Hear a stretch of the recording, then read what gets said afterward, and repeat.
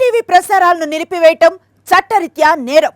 సాక్షి TV ప్రసారాల కోసం మీ స్థానిక cable ఆపరేటర్ను వెంటనే సంప్రదించండి. DTH లో ఇంటర్నెట్ లో కూడా సాక్షి టీవీ ప్రసారాలను వీక్షించవచ్చు. ధాన్యం కొనుగోలు కేంద్రాల్లో అన్ని వసతులు ఏర్పాటు చేశామన్న అధికారుల ఆర్భాటపు ప్రకటనలు అబద్ధం అంటున్నాయి. తుఫాన్ అనంతర పరిస్థితులు. వచ్చిన ధాన్యాన్ని వచ్చినట్టే కొనుగోలు చేస్తున్నామని అధికారులు చెప్తున్నా ఎక్కడా కూడా ఆ పరిస్థితి లేకుండా పోయింది. వరుసగా కురుస్తోన్న వర్షాలతో నల్గొండ జిల్లాలో ధాన్యం తడిసి మొలకెత్తి దర్శనమిస్తోంది. దీంతో రైతులు తీవ్ర ఇబ్బందులు పడుతున్నారు.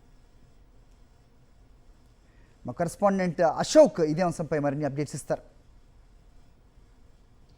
నల్గొండ ఉమ్మడి జిల్లాలో ఒకవైపు కోయని చేను పూర్తిగా బురదలో వర్షపు నీటిలో కూరుకుపోయి ఉన్నది. మరోవైపు కోసినటువంటి ధాన్యం కొనుగోలు కేంద్రాలకు తీసుకొచ్చినటువంటి క్రమంలోనే నిన్న మొన్న 3 రోజుల పాటు కురిసినటువంటి వర్షాలకి పూర్తిగా తడిసిపోయినటువంటి పరిస్థితి ఉంది.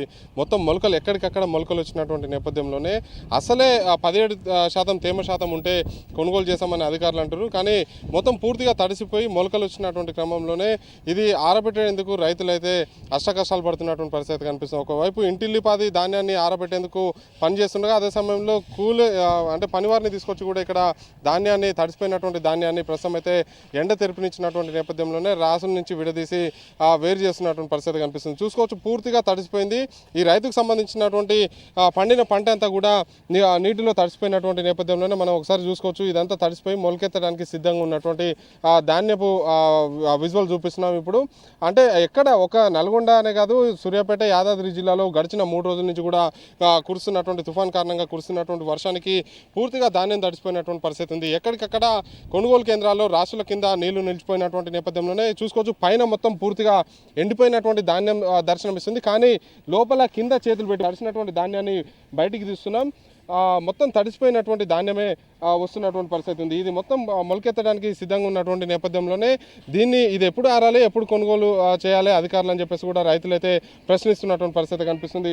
ఎక్కడ చూసినా కూడా ఇదే రకమైనటువంటి పరిస్థితి ఉంది. చౌటుప్పల్ కావచ్చు, ఒకసారి చూసుకోవచ్చు. ఇటు యాదాద్రి భువనగిరి జిల్లాలో చూసుకున్నా కూడా నిన్న కురిసినటువంటి వర్షానికి ఆత్మకూరు కావచ్చు, చౌటుప్పల్ కావచ్చు, రామన్నపేట, వలిగొండలో అదే రకమైన పరిస్థితి ఉంది. సూర్యాపేట జిల్లాలో చూసుకున్నట్లయితే తుంగతుర్తి, తిరుమలగిరితో పాటు కోదాడ, హుజూర్నగర్ లాంటి ప్రాంతాల్లో పూర్తిగా నీట మునిపోయింది వరి చేను. ఒకవైపు ధాన్యం కోసినటువంటి ధాన్యం కూడా కొనుగోలు కేంద్రాల్లో తడిసిపోయినటువంటి నేపథ్యంలోనే రైతులు తడిసిపోయి మొలకెత్తినటువంటి ధాన్యాన్ని కూడా పూర్తిస్థాయిలో ప్రభుత్వం కొనుగోలు చేయాలని చెప్పేసి కూడా డిమాండ్ చేస్తున్నారు. ఒకసారి కొంతమంది రైతులను ఒకసారి మాట్లాడదాం.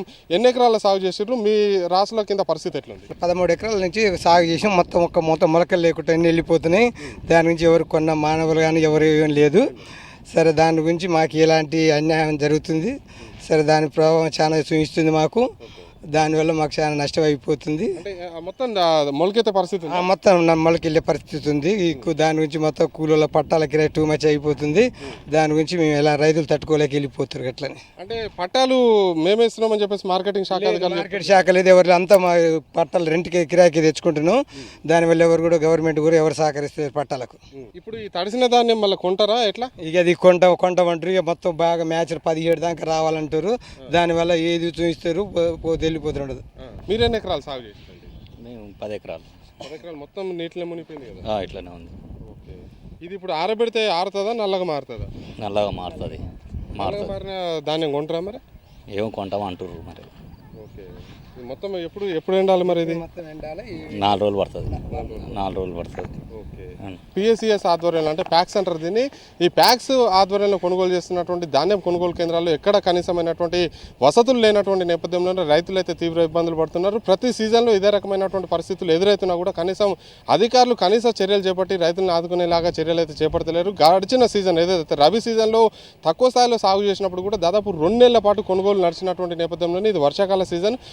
ఏదైతే మనకు నైరుతి ఋతుపవనాల కాలం వెళ్ళిపోయినప్పుడు కూడా ఈశాన్య ఋతుపవనాల కాలం కావచ్చు, అటు బంగాళాఖాతంలో ఏర్పడుతున్నటువంటి అల్పపీడనాల కారణంగా వరుసగా వర్షాలు కురుస్తున్నటువంటి నేపథ్యంలోనే ఎక్కడ చూసినా కూడా నల్గొండ జిల్లాలో మొత్తం పూర్తిగా ధాన్యం వరి పండించినటువంటి రైతులు కావచ్చు, పత్తి సాగు చేసినటువంటి రైతులు కూడా పూర్తిగా ఏదైతే నష్టపోవాల్సినటువంటి పరిస్థితి కనిపిస్తుంది.